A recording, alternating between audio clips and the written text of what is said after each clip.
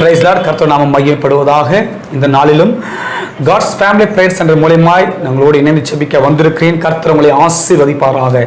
இந்த நாளிலும் உங்களுக்காக நான் ஜெபிக்கிற காரியம் என்னென்று பார்க்கும்போது, குடும்பத்தில் சமாதானம் இல்லாத இருக்கிற ஜனங்களுக்காக நான் ஜெபிக்க வந்திருக்கிறேன். கர்த்தர் சொல்லுகிறார், உங்களுடைய வாழ்க்கையை மாற்ற தேவன் கொடுக்கிற வார்த்தை என்ன தெரியுமா?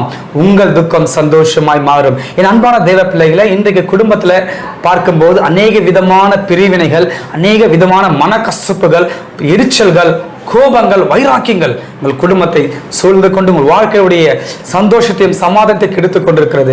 கர்த்தர் சொல்லுகிறார், என்னுடைய சமாதானத்தை உனக்கு கொடுக்கிறேன் என்று. ஹல்லேலூயா.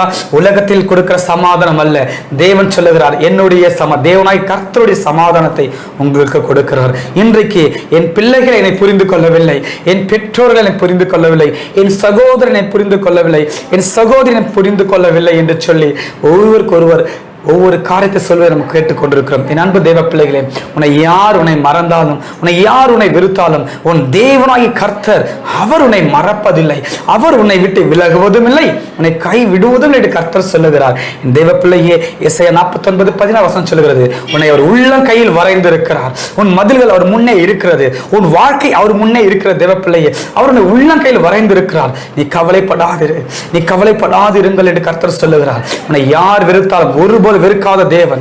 ஒருவேளை இந்த உலகத்தில் அன்புக்காய் ஏங்கிக் கொண்டிருக்கிறாயா?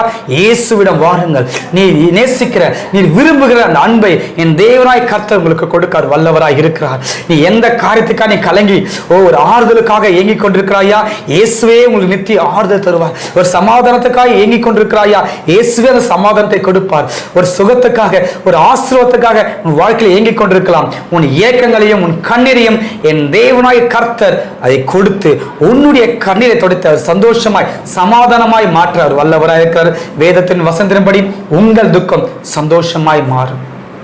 இந்த பிசாசு அநேக விதமான காரியத்தை உன் குடும்பத்தில், உன் வாழ்க்கையில் செலுத்தி போராட்டம், பிரச்சனை, பாடுகள், உபத்திரம் என்று கடந்து கொண்டு உன் வாழ்க்கையை நீ நடத்தி கொண்டு வரலாம். ஆனால் கர்த்தர் சொல்லுகிறார், இன்றிலிருந்து கர்த்தர் வாழ்க்கையில ஒரு அற்புதத்தை செய்ய போகிறார். நீ இயேசுவை விசுவாசிக்கும் போது இப்படிப்பட்ட சிறை இருப்புகளிலிருந்து, இப்படிப்பட்ட போராட்டத்தில் இருந்து, இப்படிப்பட்ட பலவீனத்திலிருந்து கர்த்தர் விடுதலையாக்கி உன் குடும்பத்திற்கு ஏற்ற சமாதானத்தையும் ஒரு அன்பையும் தேவன் கொடுக்க வல்லவராக இருக்கிறார்.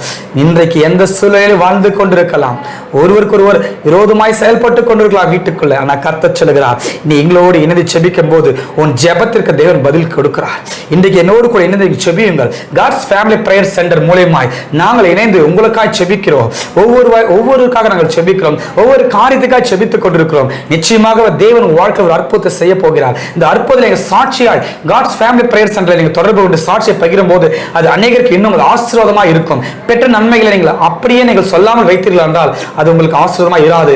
இப்போதும் சொல்லுகிறேன், உங்கள் பெற்ற ஆசீர்வாதங்களை சாட்சியாய் காட்ஸ் ஃபேமிலி பிரேயர் சென்டர்ல நீங்க ஷேர் பண்ணுங்க. கர்த்தர் நிச்சயம் உங்களை ஆசீர்வதிப்பார். இன்றைக்கு நான் உங்களுக்காக ஜெபிக்க போறேன். உங்கள் குடும்பத்தில் வேண்டிய சமாதான, சந்தோஷம், விடுதலை, ரட்சிப்பை தேவனை கர்த்தர் கொடுக்க அவர் வல்லவராக இருக்கிறார்.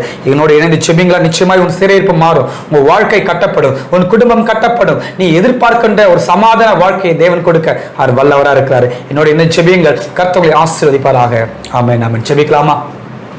மகா இரக்கமும் கிருபையும் அன்பின் ஆண்டவரே, நன்றியோடு துதிக்கிறோம், ஸ்தோத்திரிக்கிறோம். நீர் வல்லவர், சர்வ வல்லவர், நீர் வாக்கு மாறாதவர், நீர் கிருபையுள்ள தேவன், நீர் அன்பின் தேவன், நீர் சமாதானத்தின் தேவன், நீர் இரக்கமுள்ள பிதா.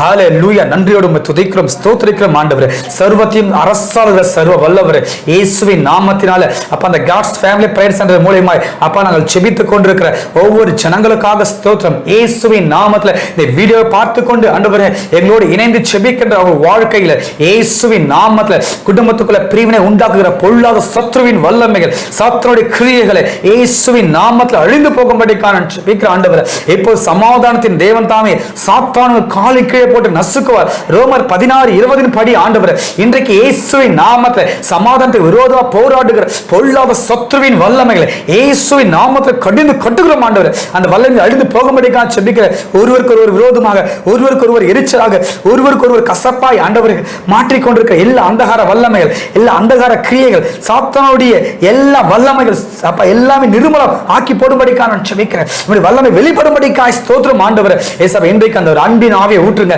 எங்களுக்காக சிந்தப்பட்ட அந்த கல்வாரி ரத்தத்தை ஆண்டவரே அந்த குடும்பத்தில் தெளிக்கும்படிக்காக ஜெபிக்கிறேன். எத்தனை பேர் சமாதானத்துக்காக ஜெபித்துக் கொண்டிருக்கார்களோ அவங்க வாழ்க்கையில் ஒரு சமாதானம் உண்டாகட்டும். அவருடைய சிறையிருப்பில் மாறட்டும், சண்டைகள் சமாதானமாய் மாறட்டும், எரிச்சல்கள் அன்பாய் மாறட்டும் ஆண்டவரே. ஒருவருக்கு விட்டு கொடுக்கின்ற ஆண்டவரே அப்படிப்பட்ட இருதயத்தை கர்த்தர் கொடுக்கும்படிக்காக ஜெபிக்கிறேன். கல்லான இருதயத்தை, சதையான இருதயத்தை ஆண்டவரே கொடுத்து ஆண்டவர் குடும்பத்தை சமாதானத்தை கொடுங்க. உம்மை நோக்கி பார்த்த முகங்கள் பிரகாசம் அடைந்தது அல்லவா? இன்றைக்கு உம்மை நோக்கி ஜெபித்துக் கொண்டிருக்கிற ஒருவராலும் சமாதானத்தை கொடுக்க முடியவில்லை.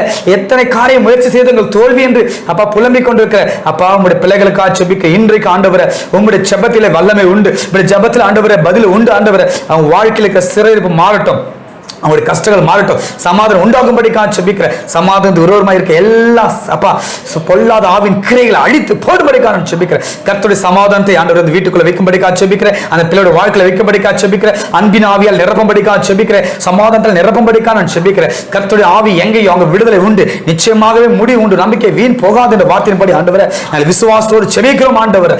கர்த்தருடைய ஆவியானவர் தொட்டு ஆண்டவரே அந்த குடும்பத்தில் சமாதானத்தை கர்த்தர் கொடுக்கும்படிக்காக ஜெபிக்கிறேன். ஒவ்வொரு ஆசீர்வதியும் இந்த குடும்பத்தை ரட்சிக்கும்படி நாங்கள் ஜெபிக்கிறோம். ஆசீர்வாதம் வழிநடத்தும் இயேசு கிறிஸ்துவின் வல்லமையில் நாமத்தில் ஜெபிக்கிறோம் நல்ல பிதாவே. ஆமென், ஆமென், ஆமென். கர்த்தர் நிச்சயமாகவே நம்முடைய ஜெபத்தை கேட்டு உங்களுக்கு பதில் கொடுத்து உங்களுடைய விண்ணப்பங்களை தேவனாய் கர்த்தர் கேட்டிருக்கிறார். நிச்சயமாகவே குடும்பத்தில் எதிர்பார்க்கிற சமாதான சந்தோஷம் என் தேவனாகி கர்த்தர் நிச்சயமாக கொடுப்பார். மனிதன் கொடுப்பது போல அல்ல, தேவனாய் கர்த்தர் கொடுக்கிற சமாதானம் அது என்றென்றைக்கும் நிலையானது, நிரந்தரமானது. அந்த அன்பு என்றையும் உங்களை சூழ்ந்து கொள்ளும். கர்த்தர் கிருபை தாமே உங்களை சூழ்ந்து கொள்வதாக. ஆமென், ஆமென்.